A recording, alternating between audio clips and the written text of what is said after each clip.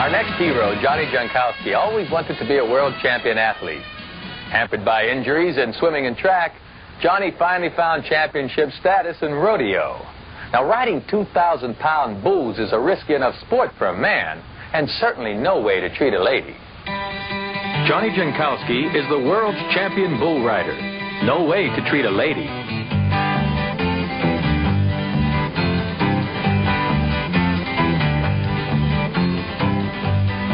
Once the gate opens up, it's just you and him, and just go for it.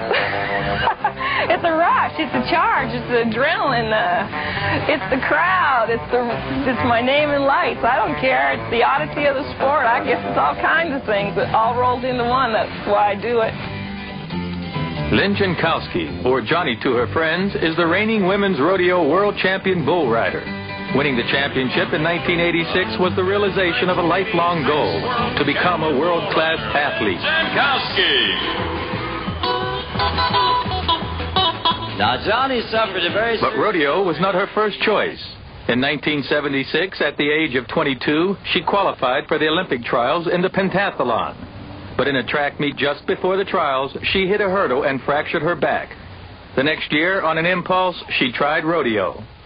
I really wish the very first time I went out in this sport that I would have got kicked or trampled on so bad. It would have knocked some sense into me, but it didn't happen. It was a rush and a thrill, and it just intrigued me to go and do it and try harder.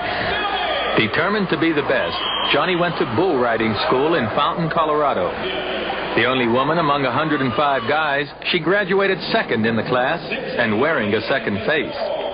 I took a hoof in the face and literally blew my face apart, and took 161 stitches on the outside to put it back together. And I mean, at that time I thought, my God, I'm never going to ride bulls again. If I ever take one in the face, that's it. And then I took one in the face. This is my second face. But, you know, in my case, it worked out better. You know, what can I say?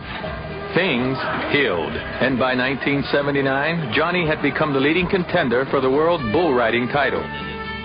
But in the finals in San Antonio, disaster struck again.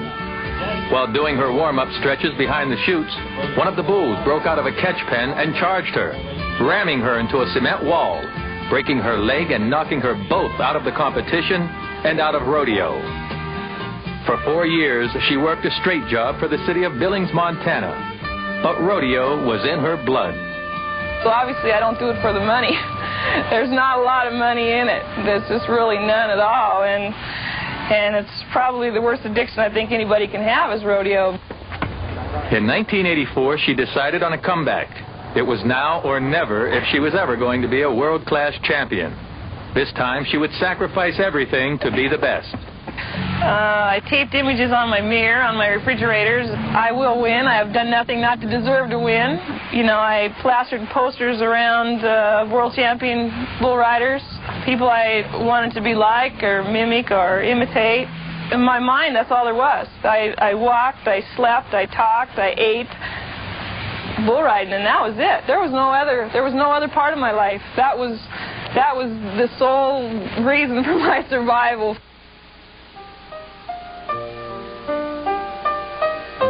By this time, Johnny had become very good at surviving, and that talent came in handy again shortly after her comeback. And that was the first time probably in my career I really thought I was going to die, because everything that could go wrong was happening during that ride.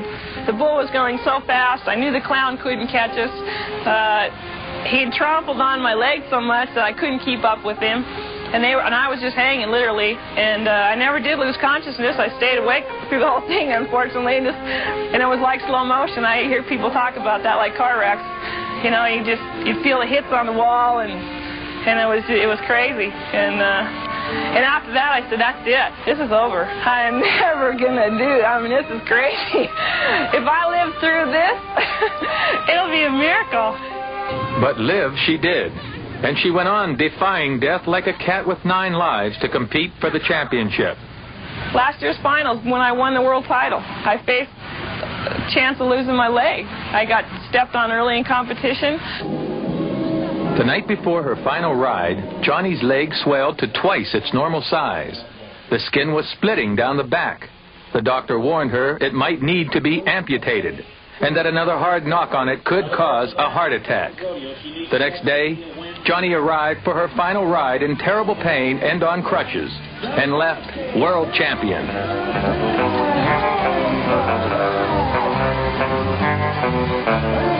I think I make people smile out there. They're a little bit an obvious. I think you're a little bit of an actress. You're a little bit of a celebrity. You're a little bit of an oddity. You're a little bit of a fantasy. Some of them wish they had the guts to do what I do. But in my case, it doesn't take guts. If you really love to do it, God, go do it. I don't care what people say. Go crazy.